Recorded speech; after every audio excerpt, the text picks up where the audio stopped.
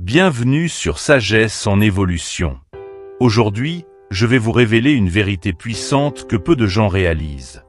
Dans la vie, ce ne sont pas les tempêtes que nous affrontons qui définissent qui nous sommes, mais la manière dont nous restons debout malgré elles. Imaginez un instant un arbre, enraciné profondément dans le sol, face à une violente tempête. Le vent secoue ses branches, la pluie martèle ses feuilles, mais son tronc, lui, demeure immobile, ferme et inébranlable. Cet arbre, c'est vous. Ce que je vais partager avec vous aujourd'hui, c'est la clé pour devenir cet arbre. Trop souvent, nous laissons nos faiblesses à la vue de tous, nous montrons nos douleurs en espérant que le monde nous comprendra. Mais la vérité est parfois plus dure. Certaines personnes se réjouissent de nos chutes, accentuent nos souffrances et se nourrissent de nos failles. Alors, comment fait-on pour rester fort, pour ne pas céder aux tempêtes de la vie? C'est ce que nous allons explorer aujourd'hui à travers 18 principes de sagesse stoïcienne enseignés par l'un des plus grands philosophes, Épictète. Ces principes vont vous permettre de forger une résilience silencieuse, une force intérieure que personne ne pourra ébranler. Mais ce n'est que le début. Ce voyage que nous allons entreprendre ensemble vous transformera. Vous apprendrez à affronter chaque difficulté avec calme, à rester serein au milieu du chaos, et surtout, à ne plus laisser les aléas de la vie dicter votre état d'esprit. Vous vous demandez peut-être comment cela est possible? Restez bien avec nous, car dans les prochaines minutes, vous allez découvrir des outils pratiques, inspirés par des enseignements millénaires, pour devenir maître de votre destin. Préparez-vous à découvrir une sagesse qui pourrait bien changer votre vie pour toujours. Commençons ensemble. Dans notre société moderne, où la parole semble être la clé de l'influence et du pouvoir, il est facile d'oublier la sagesse ancestrale qui nous enseigne l'art de l'écoute. Ce principe stoïcien, que nous devons à Épictète, est simple, mais d'une profondeur étonnante: écoutez 2 fois plus que vous ne parlez. Cette idée peut sembler évidente à première vue, mais en réalité, elle contient une vérité puissante sur la manière dont nous interagissons avec le monde et surtout avec les autres. Épictète, comme tous les grands penseurs stoïciens, croyait que la maîtrise de soi et de nos relations passait d'abord par la capacité à comprendre les autres. Et pour comprendre, il faut savoir écouter. Si la nature nous a dotés de 2 oreilles et d'une seule bouche, ce n'est pas par hasard. C'est un rappel constant de la proportion dans laquelle nous devrions consacrer notre attention aux autres plutôt qu'à nous-mêmes. Mais pourquoi est-il si crucial d'écouter davantage? Prenons un exemple simple tiré de la vie quotidienne. Imaginez que vous êtes en réunion au travail. Vous avez des idées brillantes à partager et vous attendez impatiemment votre tour de parole. Toutefois, au lieu d'écouter activement ce que vos collègues disent, vous vous préparez à parler, à formuler mentalement votre intervention. Dans cet instant, vous n'êtes pas vraiment présent dans la discussion. Ce comportement est courant, mais il empêche de véritables connexions humaines et des échanges fructueux. En ne prêtant pas attention à ce que les autres disent, vous manquez des informations importantes, des perspectives nouvelles, et pire encore, vous montrez un manque de respect envers ceux qui partagent leurs pensées. Écouter n'est pas une simple question de rester silencieux pendant que l'autre parle. C'est un acte d'humilité, une forme de discipline qui permet d'ouvrir son esprit aux idées et aux expériences des autres. C'est ce que Épictète nous invite à comprendre. La véritable sagesse ne vient pas de la répétition de nos propres idées, mais de la capacité à apprendre des autres. Et cela ne peut se faire sans une écoute attentive et sincère. Lorsque nous écoutons activement, nous pratiquons l'empathie. Dans une relation interpersonnelle, qu'elle soit professionnelle, amicale ou amoureuse, l'écoute est souvent ce qui détermine la solidité du lien. Prenons l'exemple d'une amitié qui s'effrite. Combien de fois cela s'est-il produit parce que l'une des parties avait l'impression de ne pas être entendue? En écoutant attentivement, en offrant un espace à l'autre pour s'exprimer, nous renforçons non seulement notre relation avec lui, mais nous cultivons aussi notre propre croissance. Épictète savait que la parole est séduisante. Nous aimons entendre notre propre voix, être reconnus pour nos idées et notre sagesse. mais il nous met en garde contre cette tentation. Parler sans écouter revient à s'enfermer dans sa propre bulle de pensée, coupée du monde extérieur. En revanche, en écoutant, nous nous enrichissons des perspectives des autres, nous élargissons notre champ de vision et nous nous rapprochons de la véritable sagesse. En réalité, celui qui écoute en silence en apprend plus que celui qui parle sans cesse. Imaginez maintenant une autre situation courante, un conflit au sein de la famille ou entre amis. Souvent, les disputes s'enflamment parce que chacun est trop concentré sur ce qu'il veut dire, sur le fait d'avoir raison, plutôt que de réellement écouter l'autre. En adoptant le principe stoïcien de l'écoute avant la parole, ces conflits pourraient être désamorcés avant même de prendre de l'ampleur. Lorsque nous écoutons véritablement l'autre, nous ne cherchons plus à gagner l'argument, mais à comprendre la source du désaccord.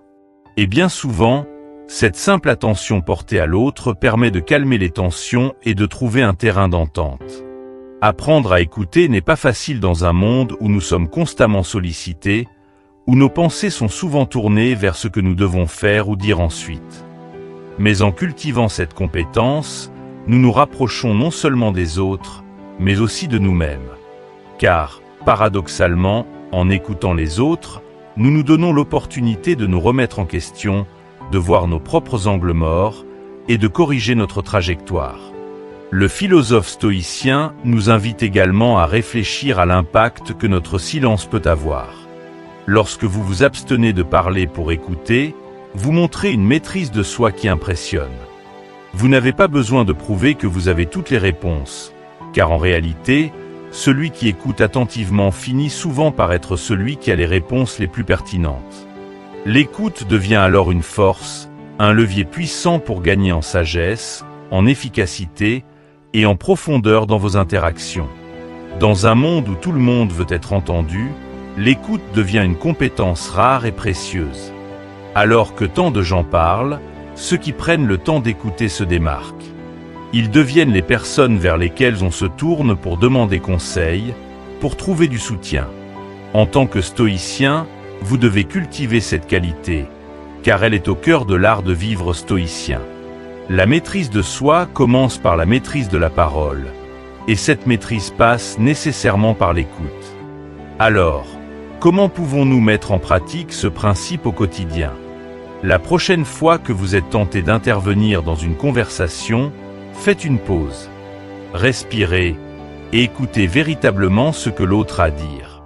Non seulement vous comprendrez mieux son point de vue, mais vous découvrirez également des détails ou des nuances que vous auriez manqué en parlant trop vite. Et, en écoutant activement, vous préparez également votre propre réponse de manière plus réfléchie et plus adaptée. Pour conclure cette première partie, souvenez-vous de cette simple vérité. Écouter avant de parler n'est pas une faiblesse, mais une force. En vous ouvrant aux autres, en leur offrant votre attention sincère, vous devenez non seulement un meilleur interlocuteur, mais également une personne plus sage et plus équilibrée. Apprendre à écouter est l'un des premiers pas vers une vie stoïcienne et vers une meilleure compréhension de soi et des autres. Et c'est sur cette base solide que nous pouvons commencer à construire des relations et des actions qui reflètent notre véritable force intérieure. Dans la prochaine partie, nous aborderons un autre principe fondamental. Préparez-vous toujours au pire. Comment cette approche peut-elle non seulement apaiser nos craintes, mais aussi nous préparer à affronter la vie avec une sérénité stoïcienne? Restez avec nous pour le découvrir. La peur de l'avenir est l'un des plus grands générateurs d'anxiété dans nos vies. Chaque jour, nous sommes assaillis par des doutes et des craintes. La perte d'un emploi, une trahison amoureuse, un accident imprévu, ou encore la faillite financière. Ces scénarios catastrophes tournent en boucle dans nos esprits, créant un stress chronique qui nous empêche de vivre pleinement le présent. Mais que se passerait-il si nous pouvions désamorcer cette peur avant même qu'elle ne prenne racine? C'est ici qu'entre en jeu l'un des principes fondamentaux d'Épictète. Préparez-vous toujours au pire. Cela peut sembler contre-intuitif à première vue. Pourquoi se préparer mentalement à des événements négatifs qui, souvent, n'arrivent jamais? L'idée n'est pas de devenir pessimiste ou fataliste, mais plutôt de reconnaître la nature imprévisible de la vie et de cultiver une résilience face aux aléas. Se préparer au pire, c'est accepter que l'inattendu fasse partie de l'existence et que, quoi qu'il arrive, nous avons la force de traverser ces épreuves. Prenons un exemple simple tiré de la vie professionnelle. Imaginons que vous travaillez dans une entreprise depuis plusieurs années et que, récemment, l'économie a montré des signes de ralentissement. Vous commencez à avoir peur de perdre votre emploi. Cette crainte vous obsède, rendant vos journées plus stressantes et vos nuits plus agitées. Vous anticipez chaque réunion comme un moment où l'on pourrait vous annoncer une mauvaise nouvelle. Votre performance en souffre et paradoxalement, votre peur pourrait justement provoquer ce que vous redoutez le plus. Mais qu'arriverait-il si vous appliquiez le principe d'Épictète ? Que se passerait-il si, au lieu de fuir cette peur, vous acceptiez l'idée que, peut-être, vous pourriez effectivement perdre votre emploi? En imaginant ce scénario, vous pourriez commencer à penser à des solutions. Améliorer vos compétences, explorer de nouvelles opportunités ou même créer un plan de secours financier. Au lieu de vous noyer dans l'anxiété, vous vous armeriez de solutions concrètes, préparant ainsi votre esprit à faire face, non pas avec panique, mais avec sérénité et confiance. C'est ce que le stoïcisme appelle la préméditation des maux. Une pratique consistant à imaginer les pires scénarios possibles non pas pour s'y résigner, mais pour s'y préparer mentalement. En visualisant ces événements, en les affrontant de manière anticipée dans votre esprit, vous leur ôtez leur pouvoir de surprise et de destruction. Cela ne signifie pas que vous vous attendez à ce que ces événements se produisent, mais que vous vous libérez de la peur qu'ils pourraient générer. Vous devenez maître de votre réponse, plutôt que victime des circonstances. Prenons un autre exemple, cette fois dans le domaine personnel. Imaginez que vous êtes dans une relation amoureuse et que la peur de la trahison vous hante. Vous craignez que votre partenaire vous quitte pour quelqu'un d'autre ou qu'il vous avoue une infidélité. Cette peur peut rapidement empoisonner la relation, créant une atmosphère de méfiance et de suspicion. Encore une fois, l'approche stoïcienne consisterait à accepter cette possibilité. Que arriverait-il si votre partenaire vous quittait demain? Comment réagiriez-vous? Que feriez-vous? En vous posant ces questions, non seulement vous apprenez à accepter que certaines choses échappent à votre contrôle, mais vous découvrez aussi que vous avez la capacité de faire face à la situation. Vous ne pouvez pas contrôler les actions ou les choix de votre partenaire, mais vous pouvez contrôler votre réponse émotionnelle et pratique. En étant mentalement prête à affronter cette éventualité, vous ôtez à cette peur son pouvoir destructeur. Votre relation peut alors se construire sur la confiance et la liberté, plutôt que sur l'angoisse de l'incertitude. Là où ce principe devient particulièrement utile, c'est dans les situations où nous nous trouvons paralysés par l'inconnu. Pensez à un entrepreneur qui se lance dans une nouvelle aventure. Il pourrait être écrasé par la peur de l'échec, craignant que son projet ne fonctionne pas et qu'il se retrouve en faillite. Mais, en adoptant la stratégie de la préparation au pire, il peut imaginer ce scénario. Que se passerait-il s'il échouait? Peut-être devrait-il fermer son entreprise. Peut-être perdrait-il ses économies. Mais en réfléchissant à l'avance à ces possibilités, il pourrait aussi identifier des solutions. Réduire les risques, diversifier ses investissements, apprendre de ses erreurs, essayer à nouveau. Un autre exemple concret est celui de la santé. Beaucoup d'entre nous vivent dans la crainte de tomber malade, en particulier avec les événements récents liés à la pandémie mondiale. Cette peur est naturelle, mais elle peut devenir paralysante si elle n'est pas contrôlée. En se préparant mentalement à l'idée de contracter une maladie grave, non pour s'y résigner, mais pour se préparer émotionnellement et pratiquement, on peut trouver des moyens de mieux gérer cette peur. Peut-être cela signifie-t-il prendre des mesures proactives pour améliorer son mode de vie, renforcer son système immunitaire, ou simplement accepter que la maladie fait partie de la condition humaine. En faisant cela, nous retirons à cette peur une grande partie de son emprise sur nous. Se préparer au pire ne signifie pas vivre dans l'attente constante de malheur, mais plutôt cultiver une mentalité d'acceptation et de résilience. C'est l'acceptation de l'impermanence de la vie et de l'imprévisibilité des événements. Rien n'est certain, mais en vous préparant à l'incertitude, vous renforcez votre capacité à naviguer dans la vie avec une confiance tranquille. Le stoïcisme nous enseigne que beaucoup de nos souffrances viennent de notre résistance à l'inévitable. Mais en acceptant que certaines choses ne dépendent pas de nous, et en nous préparant à affronter même les pires scénarios, nous nous libérons d'une partie de cette souffrance. En résumé, le principe de se préparer au pire n'est pas un appel à la résignation, mais à la liberté. En imaginant que les choses que nous craignons le plus se sont déjà produites, nous apprenons à développer des mécanismes de résilience. Nous cessons d'être esclaves de nos peurs et devenons maîtres de nos réponses. Cela nous permet de vivre avec plus de légèreté, de courage et de sérénité.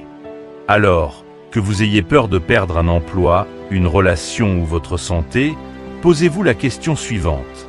Que feriez-vous si cela se produisait réellement? Quels seraient vos premiers pas? Comment pourriez-vous vous adapter? En trouvant ces réponses, vous verrez que l'avenir n'est plus une source d'angoisse, mais une opportunité pour grandir, quel que soit ce qu'il vous réserve. Dans la prochaine partie, nous aborderons un autre principe essentiel pour vivre avec cette sérénité stoïcienne, apprendre de l'échec. Vous découvrirez pourquoi l'échec est non seulement inévitable, mais nécessaire pour progresser dans la vie. L'échec est sans doute l'une des expériences humaines les plus redoutées. Nous avons été conditionnés dès notre plus jeune âge à croire que réussir est l'objectif ultime et que tout échec est synonyme de faiblesse, de manque de compétences ou de volonté. Pourtant, pour Épictète et les stoïciens, l'échec n'est pas un ennemi, mais un allié précieux dans notre quête de sagesse et d'excellence. Selon la vision stoïcienne, l'échec est une étape incontournable de toute progression. Il n'est pas une barrière, mais un tremplin vers la réussite véritable.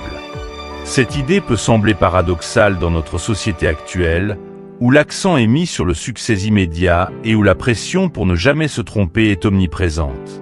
Cependant, lorsque nous analysons de plus près les vies de ceux qui ont accompli de grandes choses, qu'ils soient artistes, entrepreneurs ou athlètes, une constante apparaît. Ils ont tous échoué, parfois de manière spectaculaire. Mais c'est précisément en se relevant de ces échecs qu'ils ont pu atteindre des sommets. Prenons l'exemple de Thomas Edison, souvent considéré comme l'un des plus grands inventeurs de l'histoire. Avant d'inventer l'ampoule électrique, Edison a réalisé des milliers de tentatives infructueuses. Quand un journaliste lui a demandé comment il pouvait supporter tant d'échecs, il a répondu « Je n'ai pas échoué. J'ai simplement trouvé 10 000 façons qui ne fonctionnent pas. » Cette réponse incarne parfaitement la philosophie stoïcienne. L'échec n'est pas la fin, mais un processus d'apprentissage. Chaque échec contient une leçon, une opportunité d'affiner nos compétences et de nous rapprocher de notre objectif. Selon Épictète, éviter l'échec revient à éviter l'apprentissage. Imaginez un enfant qui apprend à marcher. Lorsqu'il tombe, il ne considère pas cela comme un échec. Il se relève, ajuste son équilibre et réessaie jusqu'à ce qu'il parvienne à marcher. Ce processus est naturel. Pourtant, en grandissant, nous avons tendance à perdre cette résilience face à l'échec, à craindre ce que les autres pourraient penser de nous lorsque nous trébuchons. Cette peur de l'échec devient alors un frein à notre développement. Il est essentiel de comprendre que l'échec fait partie du chemin vers l'excellence. Prenons l'exemple d'un artiste, disons un sculpteur. Chaque coup de ciseau sur la pierre brute est une tentative d'extraction de la forme parfaite qu'il voit dans son esprit. Cependant, il arrivera souvent que la pierre se casse ou que le résultat ne soit pas à la hauteur de ses attentes. Mais ce n'est qu'en apprenant de ses erreurs, en affinant ses techniques à chaque tentative, qu'il parviendra à atteindre la maîtrise de son article. Sans ces erreurs initiales, il n'y aurait jamais de perfection finale. De même, dans la vie professionnelle, l'échec est une composante essentielle de l'innovation et du progrès.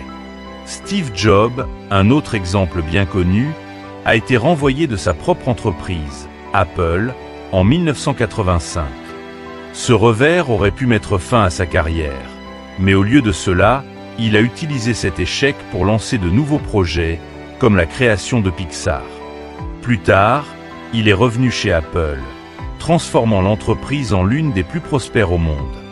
L'échec n'a pas marqué la fin de sa carrière, mais a été l'élément déclencheur de son succès futur. Pour beaucoup d'entre nous, la peur de l'échec est intimement liée à la peur du jugement des autres. Nous redoutons d'être perçus comme faibles, incompétents ou fous si nous échouons. Mais comme le dit Épictète, cette peur est une illusion. Ce que les autres pensent de nous n'a aucune importance réelle. L'échec, en soi, n'est pas un signe de faiblesse, mais un signe que nous avons osé tenter quelque chose de nouveau. Il est souvent beaucoup plus facile de rester dans sa zone de confort, où le risque d'échec est faible, mais c'est aussi là que la stagnation guette. L'échec, lorsqu'il est vu à travers une perspective stoïcienne, devient un outil de transformation. Il nous force à revoir nos stratégies, à ajuster nos approches et à grandir en tant qu'individu. Si vous ne vous trompez jamais, cela signifie probablement que vous ne prenez pas assez de risques. Or, sans risque, il n'y a pas de véritable progrès. Un autre aspect important que souligne Épictète est la relation entre l'échec et l'humilité. L'échec nous rappelle que nous sommes imparfaits et que nous avons toujours des choses à apprendre. Cette prise de conscience est essentielle à la croissance personnelle. En acceptant nos erreurs et en apprenant à les utiliser comme des points de départ pour une réflexion plus profonde, nous devenons plus résilients, plus sages et plus enclins à réussir à long terme. Imaginez un étudiant en sciences qui travaille sur une hypothèse. Si ses expériences échouent à plusieurs reprises, il pourrait abandonner, pensant qu'il n'est pas fait pour ce domaine. Mais s'il adopte une approche stoïcienne, il verra ses échecs comme des informations précieuses. Chaque échec lui montre une voie qui ne fonctionne pas, et en tirant des leçons de ses échecs, il se rapproche de la solution correcte. De la même manière, dans nos vies personnelles et professionnelles, chaque erreur nous rapproche de notre objectif, à condition que nous soyons prêts à apprendre. Un autre point crucial à retenir est que l'échec n'est jamais définitif. En réalité, c'est souvent un processus continu. Vous pouvez échouer dans un domaine particulier, mais cela ne signifie pas que vous échouerez dans tous les autres aspects de votre vie. C'est pourquoi il est important de ne pas se définir uniquement par ces échecs. L'échec fait partie de votre voyage, mais il ne définit pas qui vous êtes. Épictète nous enseigne également que l'échec, bien que douloureux, est souvent une opportunité de réévaluer ce qui compte vraiment dans nos vies. Parfois, l'échec nous pousse à prendre un chemin différent, à changer de direction. Ce n'est pas parce que vous avez échoué dans un domaine que votre vie entière est un échec. L'échec peut être le signe que vous êtes appelé à emprunter une nouvelle voie, à explorer de nouvelles opportunités que vous n'auriez peut-être jamais envisagées si vous aviez réussi du premier coup. Alors, comment intégrer cette philosophie dans notre quotidien? La prochaine fois que vous échouez, au lieu de vous lamenter ou de vous en vouloir, prenez un moment pour réfléchir. Que pouvez-vous apprendre de cette expérience? Comment pouvez-vous transformer cet échec en une opportunité de croissance? En changeant votre perception de l'échec, vous libérez un potentiel infini de progression. Ainsi, l'échec n'est pas une fin en soi, mais une étape vers l'excellence. Ne craignez pas d'être perçu comme un fou ou de vous tromper. Ceux qui échouent sont ceux qui osent, et ceux qui osent sont ceux qui grandissent. L'échec est une école de sagesse, une école que vous ne pouvez éviter si vous souhaitez vraiment atteindre vos objectifs. Dans la prochaine partie, nous aborderons un autre principe fondamental du stoïcisme, le danger de la richesse. Pourquoi la richesse matérielle peut-elle nous éloigner de nos valeurs? Et comment pouvons-nous la gérer sans en devenir prisonniers? La quête de richesse est une ambition profondément ancrée dans notre société. Dès notre plus jeune âge, nous sommes bombardés d'images de succès basées sur l'accumulation matérielle. Voitures de luxe, maisons somptueuses, voyages dans des destinations exotiques. Cette obsession pour la richesse est devenue presque synonyme de réussite et de bonheur. Pourtant, Épictète, avec la sagesse stoïcienne qui le caractérise, nous met en garde contre les dangers insidieux de cette quête effrénée. Il nous rappelle que la richesse matérielle, bien qu'elle puisse sembler désirable à première vue, peut rapidement corrompre l'esprit et nous éloigner des vraies valeurs qui comptent. Pourquoi la richesse est-elle si dangereuse pour l'âme?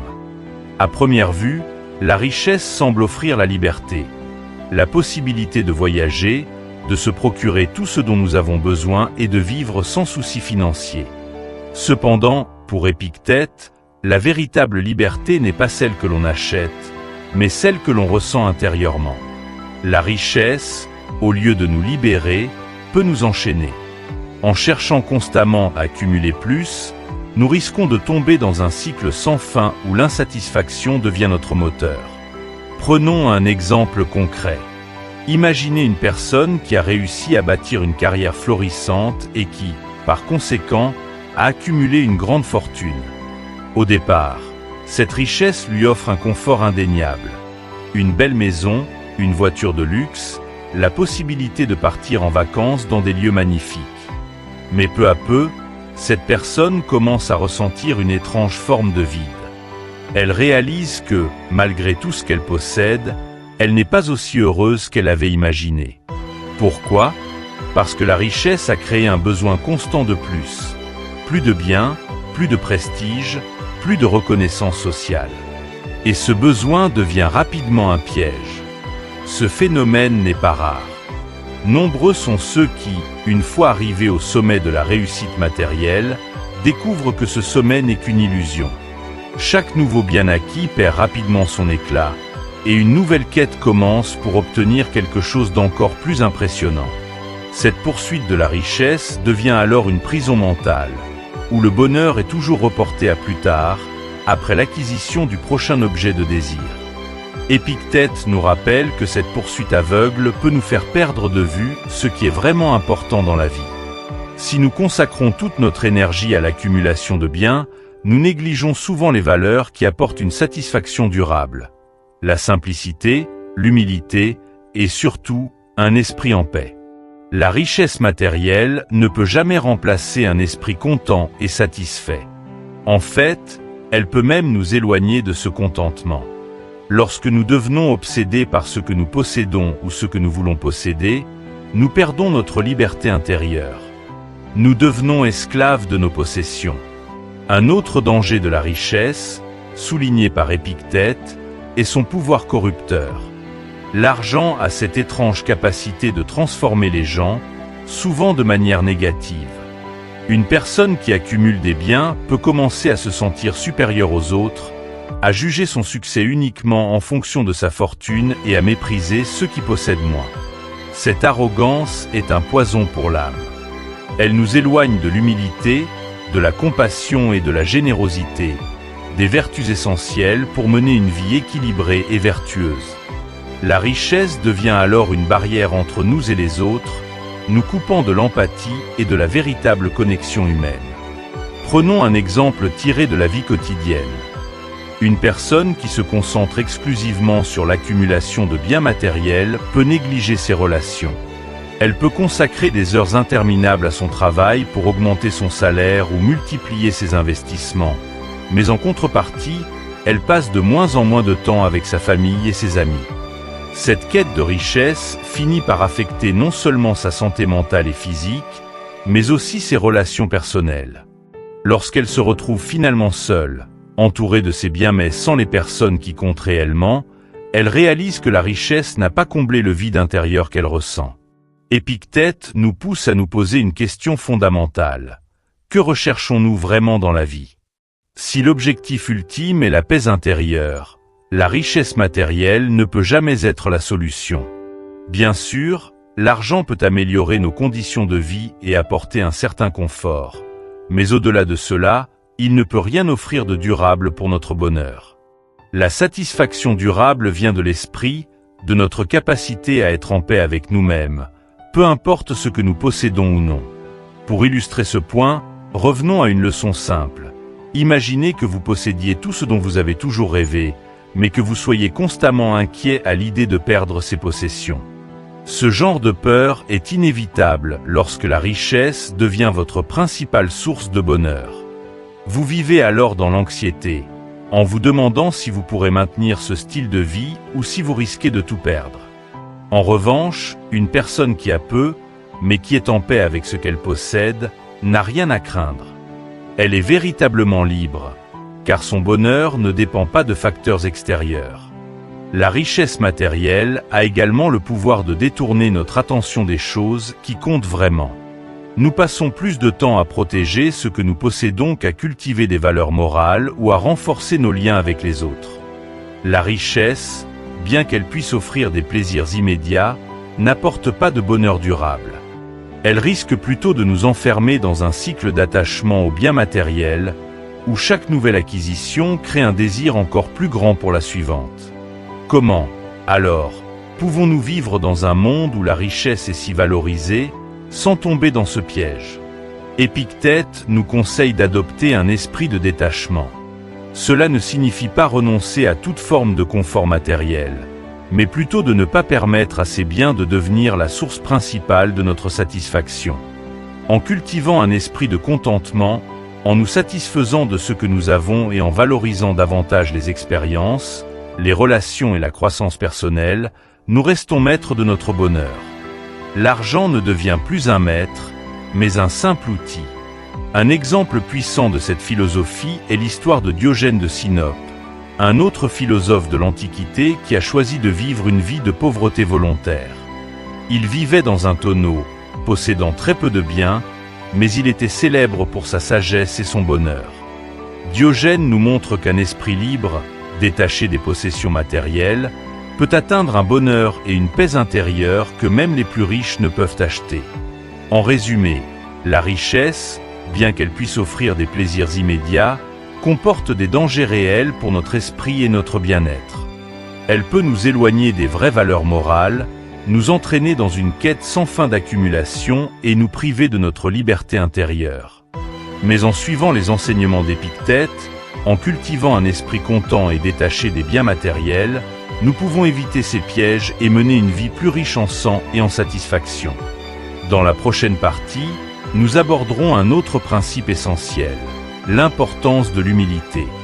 Comment l'humilité peut-elle nous aider à continuer à apprendre et à grandir, même lorsque nous pensons tout savoir? Restez avec nous pour le découvrir. L'humilité est une vertu souvent sous-estimée dans notre monde moderne. Nous vivons dans une époque où la confiance en soi, l'affirmation personnelle et même l'arrogance sont souvent perçues comme des qualités nécessaires pour réussir. Pourtant, si vous voulez vraiment apprendre et grandir, l'humilité est essentielle. Pour Épictète et les stoïciens, l'humilité est non seulement une vertu morale, mais aussi un puissant outil d'apprentissage. Elle permet de reconnaître nos limites et de rester ouvert à la connaissance, même, et surtout, dans les domaines où nous croyons être des experts. La première chose à comprendre, c'est que l'humilité n'est pas l'antithèse de la confiance en soi. Au contraire, elle est la base d'une véritable confiance, car elle nous permet d'accepter que nous ne savons pas tout. En embrassant nos lacunes, nous devenons des apprenants perpétuels, toujours prêts à découvrir de nouvelles vérités, à affiner notre compréhension du monde et à évoluer. Imaginez un instant un scientifique de renom, reconnu pour ses recherches et ses découvertes. Si ce scientifique est arrogant et convaincu de tout savoir dans son domaine, il risque de fermer les yeux aux nouvelles idées ou aux théories émergentes. En revanche, un scientifique humble, qui reconnaît que la science est un processus en constante évolution et qu'il reste toujours plus à apprendre, sera beaucoup plus ouvert à de nouvelles perspectives. Ce dernier progressera davantage, non pas parce qu'il en sait plus, mais parce qu'il est prêt à remettre en question ses certitudes. C'est ici que réside la beauté de l'humilité. Elle nous permet de regarder chaque situation avec des yeux neufs. Épictète nous invite à aborder chaque nouvelle expérience comme un enfant, plein de curiosité et d'émerveillement. Un enfant ne prétend pas tout savoir, il explore, il observe, il pose des questions sans craindre d'être jugé pour son ignorance. C'est cet état d'esprit qui nous permet d'apprendre véritablement, car c'est lorsque nous admettons que nous ne savons pas tout que nous sommes le plus ouverts à recevoir de nouvelles connaissances. Prenons un exemple tiré de la vie quotidienne. Imaginons que vous soyez un professionnel chevronné dans votre domaine, que vous ayez des années d'expérience et que vous soyez reconnu pour votre expertise. Un jour, un jeune collègue vous propose une nouvelle manière de faire quelque chose. Si vous laissez l'arrogance prendre le dessus, vous risquez de rejeter cette idée simplement parce qu'elle ne correspond pas à ce que vous avez toujours fait. Mais en restant humble, en reconnaissant que, malgré toute votre expérience, il y a toujours quelque chose à apprendre, vous vous ouvrez à une nouvelle méthode qui pourrait améliorer votre travail. Dans les relations interpersonnelles, l'humilité joue également un rôle crucial. Elle nous permet de mieux écouter les autres, de comprendre leur point de vue et de grandir grâce à ces interactions. Imaginez une discussion avec un ami sur un sujet que vous pensez bien maîtriser. Si vous abordez la conversation avec l'idée que vous savez déjà tout ce qu'il y a à savoir, vous pourriez passer à côté d'une nouvelle perspective enrichissante. Mais si vous êtes humble, vous serez plus attentif à ce que votre ami a à dire. Et il se pourrait qu'il vous offre une compréhension plus profonde que celle que vous aviez jusque-là. L'humilité n'est pas seulement bénéfique dans les situations d'apprentissage. Elle joue un rôle fondamental dans notre développement personnel. C'est en acceptant nos erreurs et nos échecs, en reconnaissant que nous sommes imparfaits, que nous pouvons véritablement évoluer. Comme nous l'avons exploré dans la partie sur l'échec, chaque erreur est une opportunité d'apprendre et de grandir. Mais pour saisir cette opportunité, il faut d'abord faire preuve d'humilité. Sans cette humilité, nous risquons de tomber dans l'orgueil et la justification de nos erreurs, plutôt que de les utiliser comme des outils de progression. Prenons l'exemple d'un athlète de haut niveau. Cet athlète, malgré ses talents et ses succès, sait qu'il y a toujours quelque chose à améliorer dans sa technique, sa stratégie, ou même son état d'esprit. L'humilité le pousse à écouter son coach, à revoir ses performances et à accepter les critiques constructives. Un athlète arrogant, en revanche, pourrait ignorer ses conseils, croyant qu'il sait déjà tout ce qu'il faut savoir pour réussir. Au final, celui qui reste humble dans sa quête de perfection est celui qui progresse le plus, car il reste toujours ouvert à l'idée qu'il peut s'améliorer. L'humilité, en ce sens, est également un moyen de rester connecté aux autres. Lorsque nous sommes humbles, nous ne cherchons pas à nous élever au-dessus des autres ou à prouver que nous sommes meilleurs qu'eux. Au contraire, nous reconnaissons que chacun a quelque chose à offrir, que chacun peut nous apprendre quelque chose. Cette reconnaissance crée des relations plus équilibrées, fondées sur le respect et l'échange, plutôt que sur la compétition et la comparaison. Un autre aspect essentiel de l'humilité est la capacité à admettre que nous avons des biais et des préjugés. Trop souvent, nous nous enfermons dans nos certitudes sans jamais les remettre en question. Mais l'humilité nous pousse à reconnaître que nos perspectives sont limitées et que nous avons peut-être des angles morts que nous ne voyons pas. En étant humbles, nous pouvons demander des avis extérieurs, écouter des points de vue opposés et élargir notre compréhension du monde. C'est ainsi que nous devenons non seulement plus sages, mais aussi plus empathiques. Dans un monde où la course à la reconnaissance et à la validation extérieure est omniprésente, l'humilité est une qualité rare et précieuse. Elle nous permet de nous concentrer sur l'essentiel, notre propre croissance et non l'approbation des autres. La véritable sagesse ne vient pas de l'accumulation de titres, de récompenses ou de distinctions, mais de la capacité à rester ouvert à l'apprentissage tout au long de la vie. Épictète l'avait bien compris.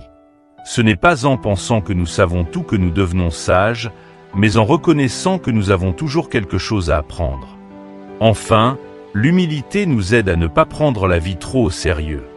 Elle nous rappelle que nous ne sommes qu'une petite partie d'un vaste univers, et que nos réalisations, bien que parfois grandes à nos yeux, sont insignifiantes dans le grand schéma des choses.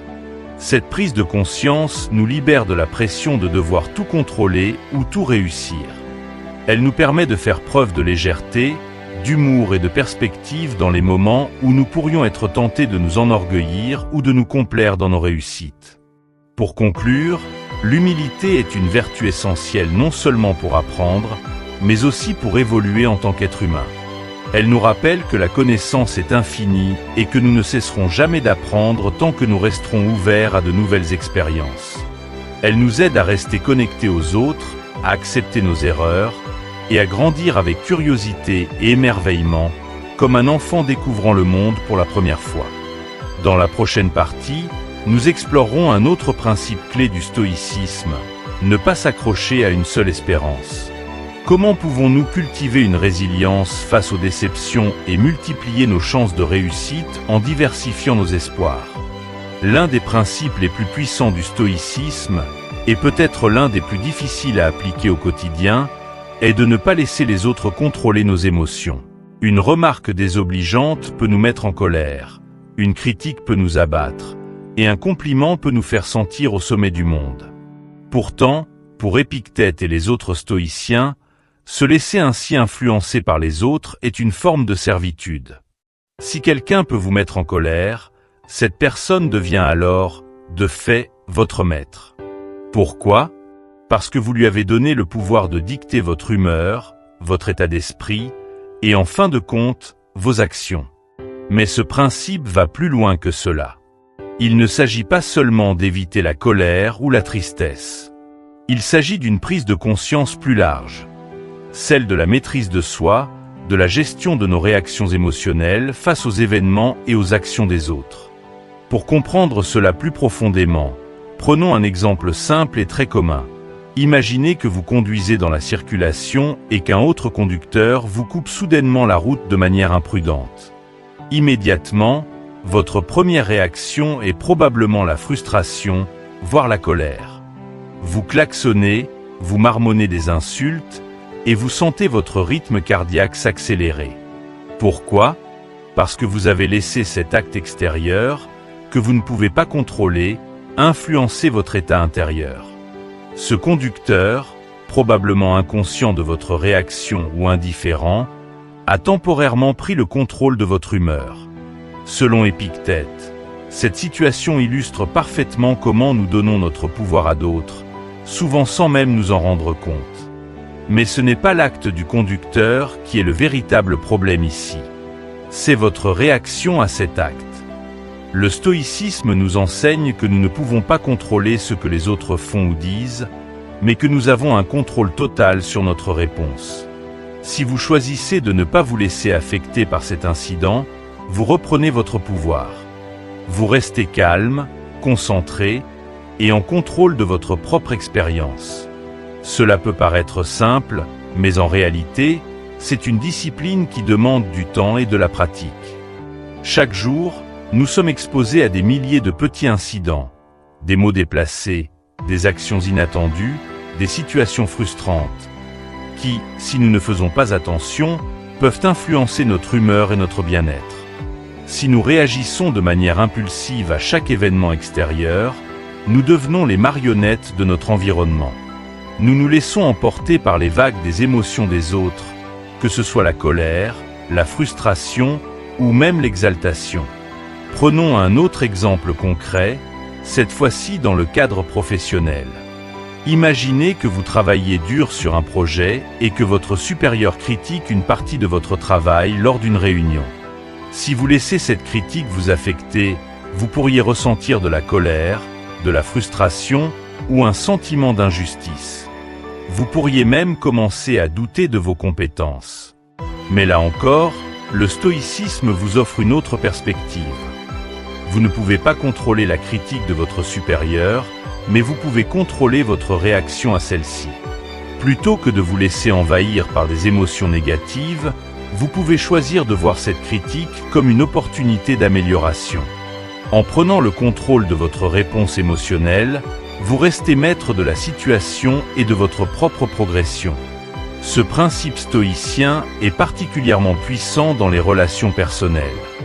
Il arrive souvent que nos proches, qu'il s'agisse de notre famille, de nos amis ou de nos partenaires, disent ou fassent des choses qui nous affectent profondément. Parfois, il s'agit de commentaires blessants, d'un manque de soutien, ou simplement de comportements qui nous irritent. La réaction naturelle est de se laisser emporter par l'émotion, la colère, la tristesse ou la frustration. Mais en faisant cela, nous leur donnons un contrôle sur notre état d'esprit. Cependant, en prenant du recul et en appliquant les enseignements d'Épictète, nous réalisons que ces émotions, bien que compréhensibles, ne sont pas des réactions obligatoires. Si nous ne permettons pas à leurs actions de nous perturber, nous conservons notre paix intérieure. En cultivant cette discipline, nous devenons plus résilients, plus stables et plus heureux, car nous ne dépendons plus des actions des autres pour déterminer notre bien-être. Un autre aspect essentiel de ce principe est la reconnaissance que la paix intérieure est une décision personnelle. Vous ne pouvez pas changer ce que les autres pensent, disent ou font. Ce qui est sous votre contrôle, c'est votre interprétation de ces événements et la manière dont vous choisissez d'y répondre. Dans ce sens, vous avez le pouvoir de maintenir une attitude sereine face à toute situation, simplement en décidant de ne pas vous laisser affecter. Ce principe nous aide également à gérer nos attentes. Par exemple, vous attendez de la reconnaissance pour un travail bien fait, mais elle ne vient jamais. Vous attendez de la gentillesse de la part d'une personne proche, mais elle se montre indifférente. Ces attentes créent des déceptions lorsque la réalité ne les rencontre pas.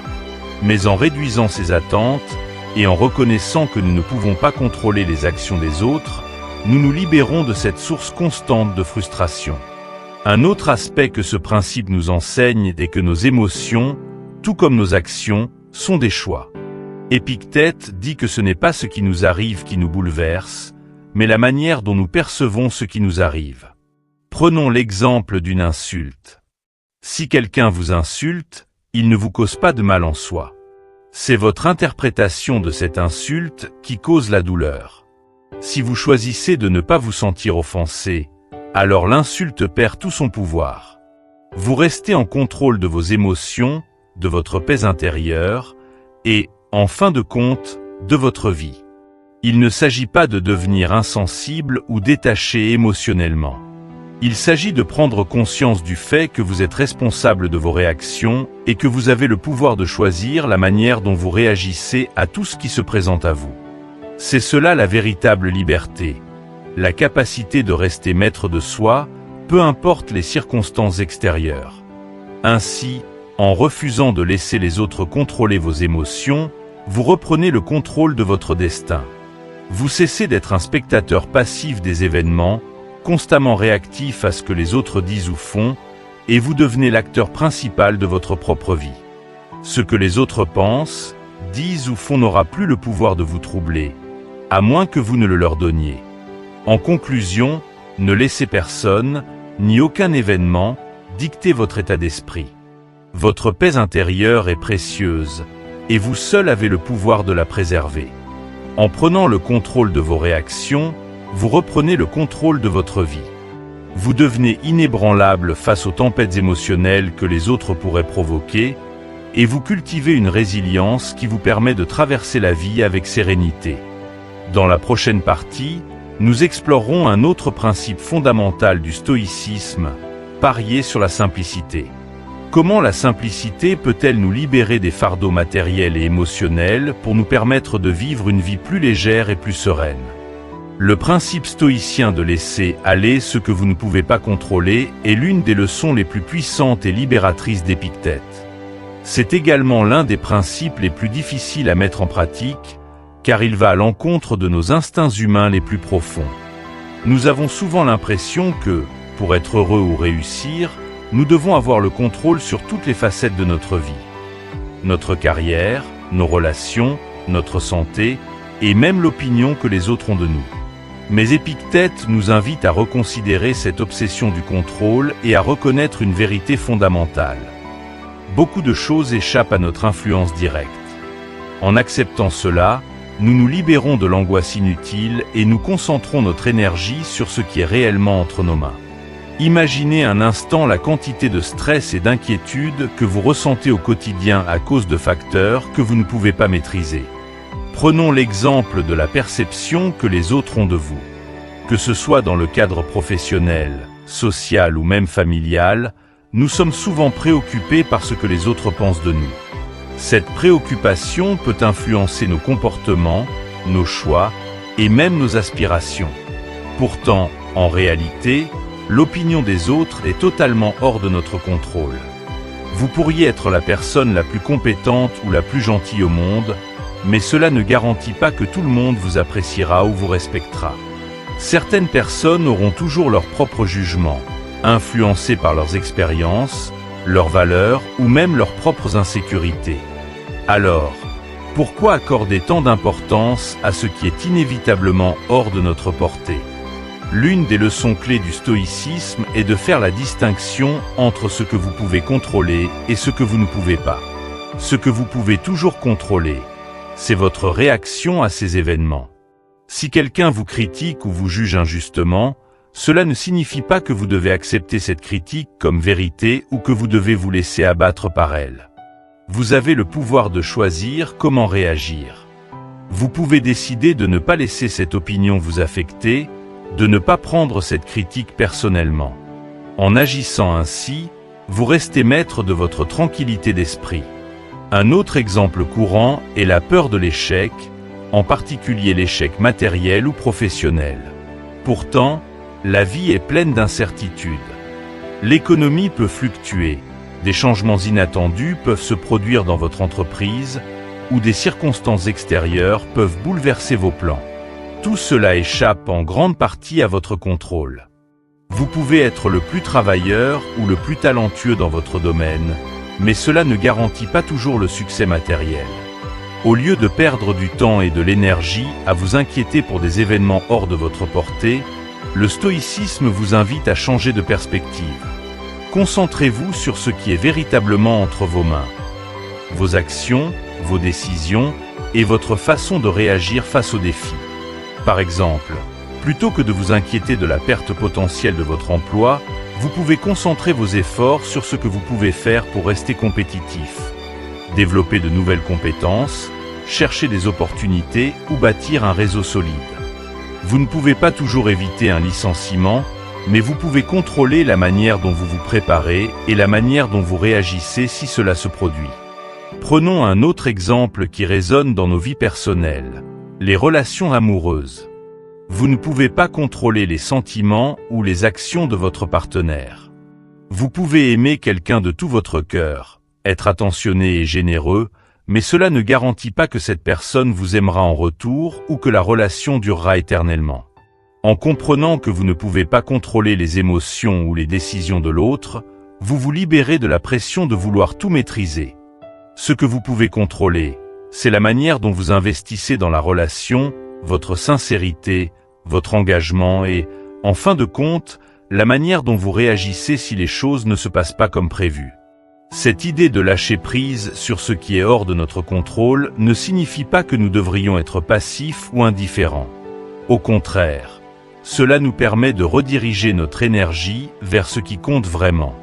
En cessant de lutter contre des forces que nous ne pouvons pas influencer, nous devenons plus efficaces dans les domaines où notre pouvoir est réel. Nous apprenons à mieux gérer nos pensées, nos actions et nos émotions. Cette maîtrise de soi est l'essence même de la sagesse stoïcienne. Un autre aspect important du contrôle est la notion de résultat. Mais, tout comme nous ne pouvons pas contrôler tous les aspects extérieurs, nous ne pouvons pas non plus toujours garantir les résultats que nous espérons. Ce qui est sous notre contrôle, c'est l'effort que nous fournissons, la qualité de notre travail et notre persévérance. Mais le résultat final, il appartient à un ensemble de variables bien plus larges que nous ne pouvons pas toujours maîtriser. Imaginez un étudiant qui se prépare pour un examen important. Il étudie de manière intensive, fait tout ce qu'il peut pour réussir, mais malgré ses efforts, il échoue à l'examen. Dans un monde où nous croyons avoir le contrôle total sur les résultats, cet échec pourrait être vu comme un désastre. Mais dans une perspective stoïcienne, cet étudiant a fait tout ce qui était en son pouvoir. Et l'échec ne reflète pas nécessairement un manque de compétences ou de volonté. Il reflète simplement que d'autres facteurs, hors de son contrôle, ont influencé le résultat. L'important est de se concentrer sur l'effort et d'accepter que les résultats, eux, peuvent varier. Ce principe peut également être appliqué à des situations plus globales comme la santé ou la politique. Vous pouvez faire des choix sains dans votre alimentation, faire de l'exercice régulièrement, et prendre soin de vous, mais cela ne garantit pas que vous ne tomberez jamais malade. De même, vous pouvez voter et militer pour des causes qui vous tiennent à cœur, mais vous ne pouvez pas contrôler entièrement l'issue d'une élection ou les décisions politiques prises par les dirigeants. En reconnaissant cette réalité, vous cessez de vous épuiser à vouloir contrôler l'incontrôlable et vous concentrez vos efforts sur ce que vous pouvez véritablement influencer. Au cœur de cette philosophie se trouve une vérité simple. La paix intérieure ne vient pas du contrôle absolu, mais de l'acceptation des limites de notre contrôle. En lâchant prise sur ce qui échappe à notre emprise, nous trouvons une forme de liberté émotionnelle. Nous cessons d'être esclaves de nos peurs, de nos attentes et de nos angoisses, et nous devenons les maîtres de nos pensées et de nos réactions. Laissez aller ce que vous ne pouvez pas contrôler, et vous découvrirez une nouvelle forme de tranquillité. Les événements extérieurs continueront à fluctuer, mais votre esprit restera calme et concentré. Vous deviendrez plus fort, non parce que vous aurez appris à dominer votre environnement, mais parce que vous aurez appris à vous dominer vous-même. Les principes stoïciens d'Épictète ne sont pas de simples concepts philosophiques destinés à être discutés dans un cadre théorique. Ce sont des outils pratiques, puissants et accessibles que chacun de nous peut appliquer pour transformer sa vie quotidienne. Il nous rappelle que le bonheur véritable ne se trouve pas dans les biens matériels ou dans la validation extérieure, mais dans une paix intérieure durable. Nous vivons dans un monde où la quête de richesse et de reconnaissance est omniprésente. Mais comme Épictète nous l'enseigne, la vraie puissance réside dans la maîtrise de soi, dans notre capacité à rester serein face aux événements, qu'ils soient positifs ou négatifs. Ce n'est pas l'accumulation de biens ni les opinions des autres qui déterminent notre valeur, mais bien la manière dont nous gérons nos pensées, nos émotions et nos réactions face aux circonstances. Naviguer à travers les tempêtes de la vie avec résilience et sérénité n'est pas une compétence que l'on acquiert du jour au lendemain. C'est un art qui demande de la discipline, de la pratique et une prise de conscience quotidienne. Les leçons d'Épictète nous montrent comment développer cette résilience, en apprenant à écouter avant de parler, en nous préparant au pire pour ne pas être surpris, en acceptant l'échec comme une étape nécessaire vers l'excellence, et en reconnaissant les dangers de la richesse qui peut nous détourner de nos valeurs profondes. L'humilité, le détachement des opinions des autres, et la capacité à lâcher prise sur ce que nous ne pouvons pas contrôler sont des principes qui nous permettent d'atteindre cette paix intérieure, ce bonheur qui ne dépend de rien d'extérieur. En intégrant ces principes dans votre vie, vous apprendrez à mieux vous connaître, à mieux comprendre les autres et à affronter les défis de la vie avec une force tranquille. Les événements de la vie sont souvent imprévisibles, et il est facile de se sentir submergé par l'incertitude, la peur ou l'échec. Mais souvenez-vous, ce qui compte réellement, ce n'est pas ce qui vous arrive, mais comment vous choisissez de réagir. Vous avez toujours le pouvoir de choisir votre réaction, et en choisissant la résilience, en choisissant de ne pas être contrôlé par vos émotions ou par les autres, vous devenez maître de votre destin. Ces principes stoïciens sont intemporels parce qu'ils touchent à des vérités fondamentales de l'existence humaine. Que vous soyez face à des défis professionnels, des tensions dans vos relations ou des doutes personnels, ces leçons peuvent vous guider vers une vie plus équilibrée et plus apaisée. En appliquant ces enseignements, vous ne trouverez peut-être pas de solutions immédiates à tous vos problèmes, mais vous découvrirez une nouvelle manière de les aborder, avec calme, lucidité et sagesse. C'est là que réside la véritable force du stoïcisme. Alors, si ces principes vous parlent et que vous souhaitez continuer à explorer les enseignements d'Épictète et d'autres grands penseurs stoïciens, je vous invite à rester connecté avec nous sur Sagesse en Évolution. N'oubliez pas de liker cette vidéo si elle vous a apporté de la valeur, de la partager avec ceux qui pourraient bénéficier de ces précieuses leçons, et surtout, de vous abonner à la chaîne. Activez également la cloche de notification pour ne pas manquer nos prochaines vidéos qui vous guideront encore plus loin sur le chemin de la sagesse et de la résilience. N'oubliez jamais, ce n'est pas ce qui vous arrive qui détermine votre vie, mais ce que vous choisissez d'en faire. En cultivant la maîtrise de soi, vous êtes capable de traverser toutes les tempêtes, de transformer vos défis en opportunités et de vivre une vie plus sereine et épanouie. Merci de faire partie de cette communauté et à très bientôt pour d'autres partages inspirants sur Sagesse en évolution.